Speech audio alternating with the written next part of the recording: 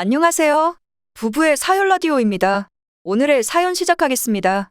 저는 신혼 때부터 시어머니한테 멋모르고 당하고 살다가 요 근래 보기 좋게 한 방 먹이게 된 사연을 말해보려고 합니다. 사람이 살다 보니 이런 날도 오네요. 순진했던가 20살 때 첫 남자인 남편을 만나 연애라고는 고작 5개월 하고 결혼을 덜컥하고 말았습니다. 결혼을 하고 보니 배우자도 중요하지만 시댁 사람들도 엄청 중요하다는 걸 알았네요.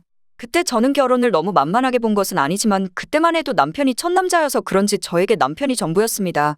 남편을 알고 나니 부모 없이는 못 살 것 같았던 제가 친정부모를 떠나 시집을 가게 되었습니다.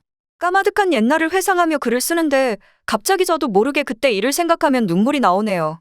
그때 일은 두고두고 잊을 수가 없어요. 제가 잊을 수 없는 일을 겪게 된 것은 결혼을 하고 나서였습니다.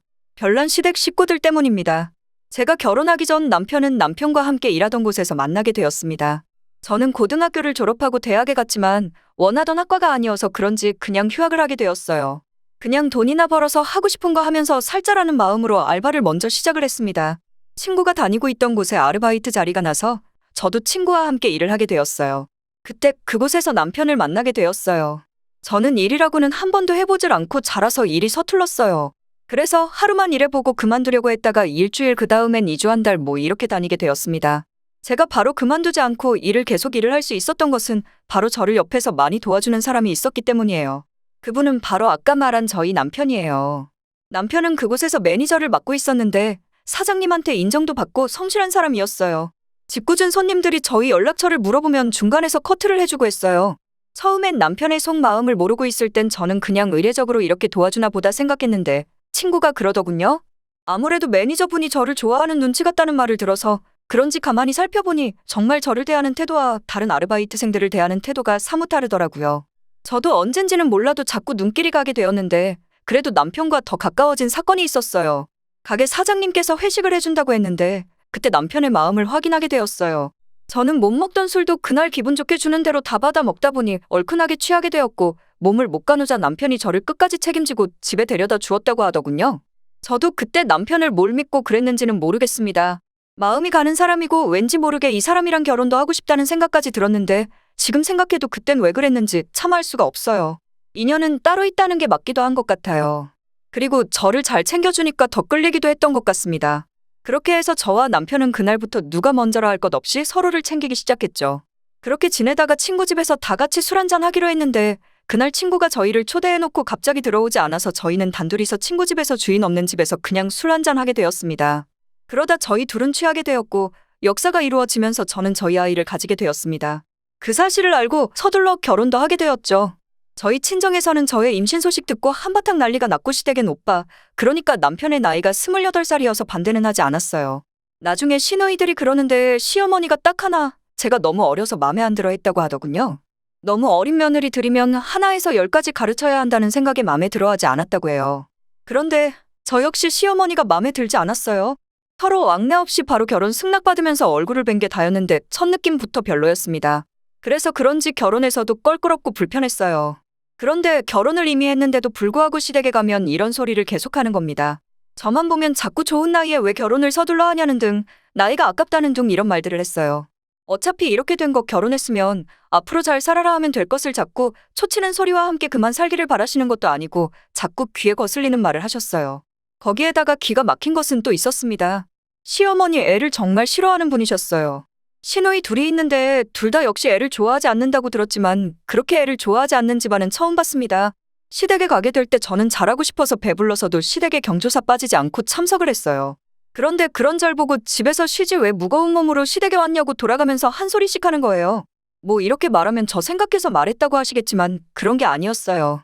듣기 좋은 소리도 한두 번이지 가족 모두 돌아가면서 좋지 않은 표정을 하면서 말을 건네니까 못 올고 논 것처럼 불청객이 된 것 같은 기분이었습니다. 남편이 없으면 완전 더 찬밥 신세였어요. 그렇다고 남편이 있다고 시댁 식구들이 아무 소리도 안 한 건 아닙니다. 아무튼 시댁 식구들 하나같이 애들을 싫어한다고 하지만 아직 태어나지도 않은 조카를 가지고 싫어하는 티를 팍팍 냈습니다. 자기들 보고 키워달라고 하는 것도 아닌데 말입니다. 남편은 원래 부모님이나 누나랑 동생이 원래 그런다고 하면서 신경 쓰지 말라고 하는데 그게 그땐 참 서운해서 그런지 무시하려고 해도 안 되더군요. 남이다 생각하고 신경 쓰지 않으려고 했지만 참 힘든 시기였어요. 특히 시누이 남편의 누나는 저한테 대놓고 말하는 편이어서 더 상처를 받은 것 같아요. 제가 배가 유난히 많이 불렀는데 한다는 소리가 옳게 배가 너무 불러서 그런지 하마 같다 하면서 저를 보고 낄낄 웃었어요. 뭐 저딴 년이 있나 싶었습니다. 제가 남한테 화를 버럭내는 성격이 아닌데도 그땐 도저히 참을 수가 없어서 한 소리 했습니다. 형님, 제가 아무리 불러도 형님만 하겠어요. 저야 임신이라도 해서 이 정도지. 형님은 그냥 살이잖아요. 했습니다. 저도 그때는 어떻게 그렇게 말을 했는지 모르겠네요. 저희 큰 시누이는 임신을 하지 않았는데도 살이 너무 쪄서 한 80kg 정도 나가는 몸매였거든요. 지 몸은 생각지도 않고 저를 두고 놀리길래 저도 한 소리 했습니다. 평소에 제가 아무 말도 못하고 참으니까 제가 쉬웠나 봐요. 그날 시누이 씩씩거리며 저한테 말싹수 없이 한다고 하길래 저는 시누이한테 말을 경호 없이 한다고 하면서 싸우게 되었어요. 저도 그때부터 참지 않고 하고 싶은 말 다 했습니다. 시부모님도 그때부터 저를 대하는 태도가 변하더군요. 역시 할 말은 아무리 시댁이어도 하고 살아야 한다는 것을 배웠죠. 제가 그러고 나서는 다음엔 절대로 저를 두고 이렇고 저렇고 말하지 않았어요. 그런데 워낙 난 말을 잘하는 사람들이라 저 없을 때 흉을 받는지는 모르겠네요. 어쨌든 저 없을 때까지 흉 본 거 가지고 신경 쓰고 싶지 않아서 제 귀에 들리는 것만 그때그때 처리하면서 살았습니다. 워낙 시누이들이 기가 세서 가만히 있지 않았어요. 남편도 가끔 중간에서 도와주긴 했지만 일을 더 크게 만들어서 제 살 길은 제가 마련해서 살았습니다. 저는 저희만 잘 살면 되는 것이 결혼인 줄 알았나요? 그땐 그게 전부라고 생각했었죠. 그런데 사사건건 간섭과 트집과 바라는 것이 왜 그리 많은지 정말 힘들더군요. 며느리를 무슨 아들이 못하는 역할을 대신하는 대타라고 생각하는 것 같았어요. 저랑 결혼하기 전 남편이 부모님한테 잘해왔다면 이해라도 가요. 잘하지 않고 그냥 무덤덤하게 지내면서 자기 할 일만 하면서 살아왔다고 들었는데 시부모님은 정말 결혼시키자마자 효자 아들을 바라고 저에겐 효부를 바라는 거예요.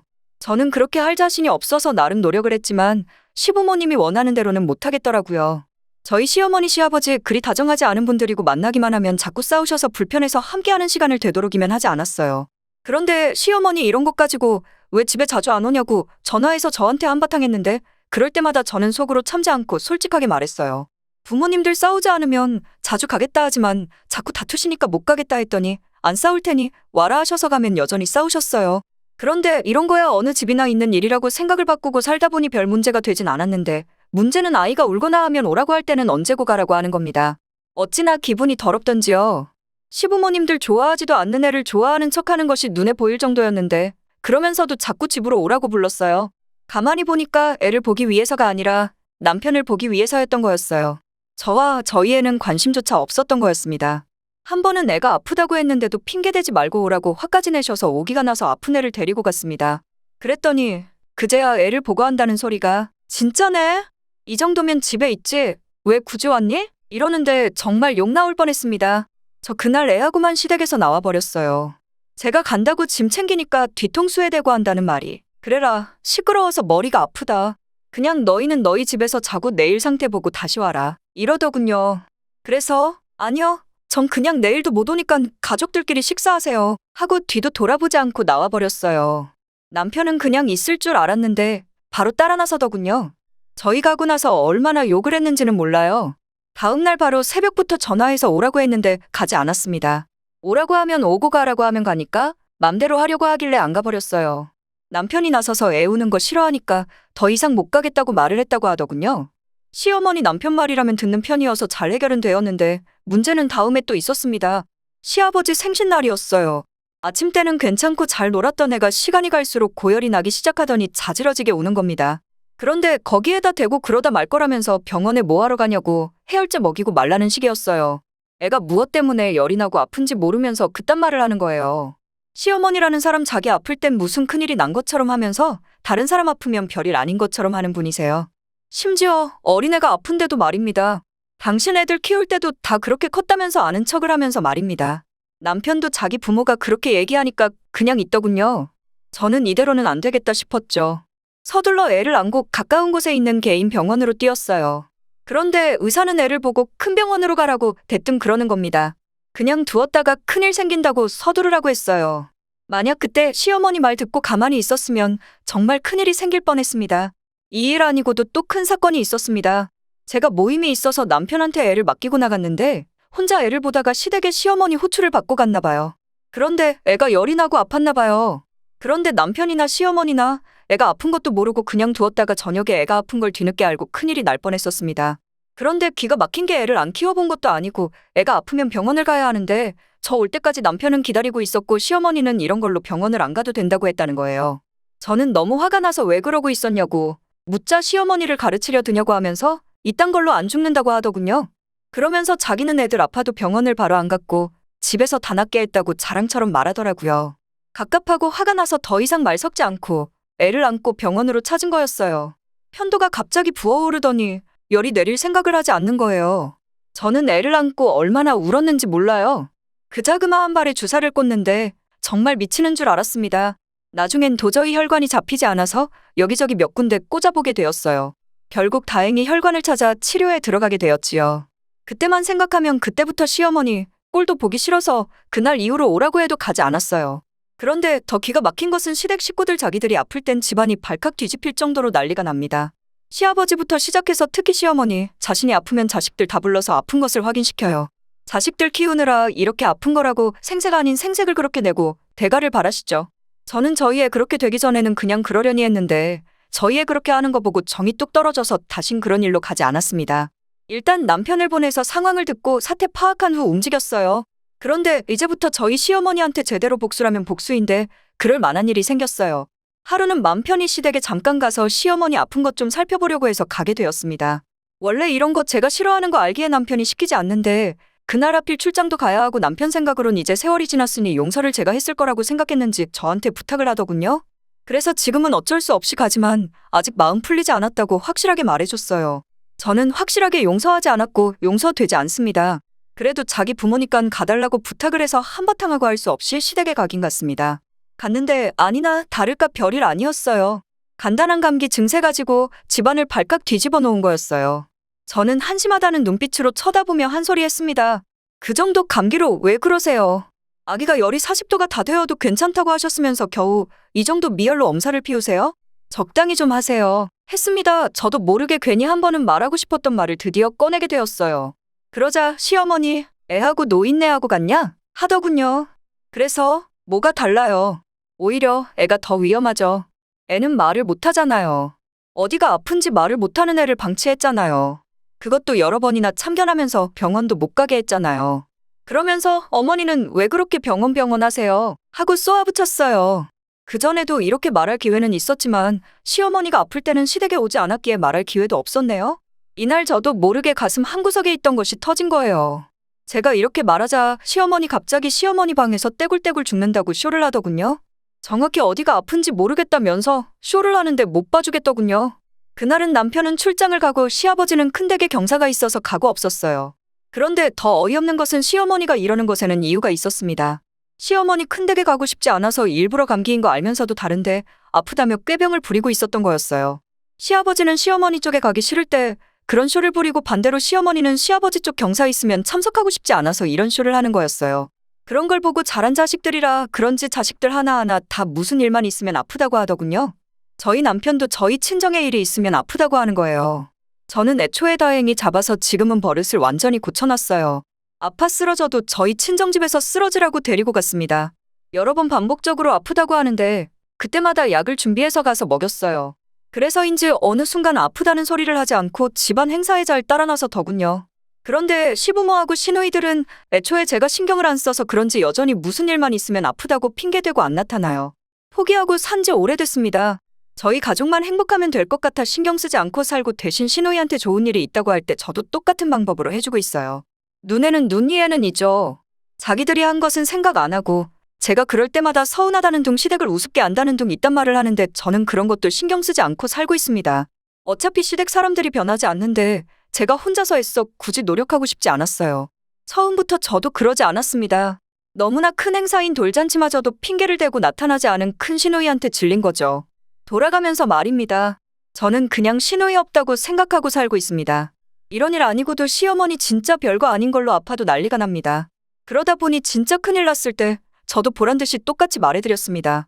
작년에는 시어머니가 전화와서 저한테 병원 좀 데려다 달라고 전화 왔는데 바쁘다고 하면서 그 정도로 아파서는 안 죽습니다. 하고 전화 끊어버렸어요. 전화에서는 위에 혹이 있어서 떼어냈다면서 암이면 어쩌냐고 다 제 탓이라고 하는 거예요. 저 눈 하나 깜짝하지 않고 그 정도는 누구나 가지고 있고 한두 개 떼는 것은 일도 아니라고 말했더니 다음부터는 저한테 아프다는 소리 절대 안 합니다. 자기가 저희 애한테 한 게 있으면서도 저한테 대접을 받으려 하고 보호를 받으려고 하는 거예요. 엄살 부리는 시어머니의 별거 아닌 것에 호들갑 떠는 시아버지, 그리고 핑계대고 큰일이든 작은 일이든 회피하면서 바라는 것은 겁나 많은 시누이들까지 이제 질려서 안 보고 지내요. 어쩌다 1년에 한두 번 볼까 말까 합니다. 예전엔 시댁 식구들 꼴 보기 싫어서 이혼도 생각했는데 남편하고는 문제 없어서 그냥 살고 있습니다. 그리고 시부모님이 애를 안 좋아하니까 시댁에 안 가게 되다 보니 자연스럽게 멀어지더군요. 일부러 시댁을 멀리하는 것은 아니므로 딱 집어서 말해주고 싶네요. 저 정말 착한 며느리 되고 싶어서 노력 많이 했는데 저희 노력과 달리 저를 밀어내니 저도 받은 대로 하게 되더군요. 여러분이 오해하지 않았으면 좋겠네요. 이쁨 받으려고 노력하면 가식 떨지 말라는 말까지 들었는데 잘하고 싶은 며느리는 없을 거라는 얘기를 하고 싶네요. 아무튼 지금은 저한테 그때의 일들은 수습 못하고 저한테 쩔쩔매면서 도움만 바라고 있네요. 남편마저도 변한다면 미련 없이 화기혼도 고려하고 있습니다. 제가 이런 생각을 가지고 있다는 것을 알기에 이제는 쉽게 시댁에서 저를 건드리지 못하고 있어요. 저는 제 아이의 생명이 걸려 있었기 때문에 그때 일로 마음의 문이 닫혀버리고 달라지지 않는 시댁 사람들 때문에 더 노력하지 않고 살고 있는 것 같아요. 시어머니가 저한테 한 번은 왜 그렇게 냉정하냐고 하길래 만약 민혁이 잘못됐으면 어머니 가만 안 뒀을 거라고 했더니 아무 소리 못 하더군요. 다시 시어머니 위해서 애쓰고 싶지 않습니다. 결혼을 앞두고 있는 아가씨는 자꾸 저한테 뭘 하나 해달라고 하는데 어이가 없어요. 조카를 위해서 돈 한 푼 안 쓴 인간이 자기 결혼한다고 비싼 거 해달라는데 기가 막히더군요. 그냥 성의만 보일 거니까 더 이상 바라지 말라고 딱 잘라 말했습니다.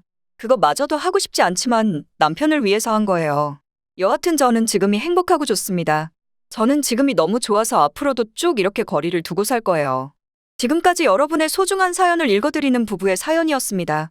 구독과 좋아요, 알림 설정 부탁드리겠습니다. 감사합니다.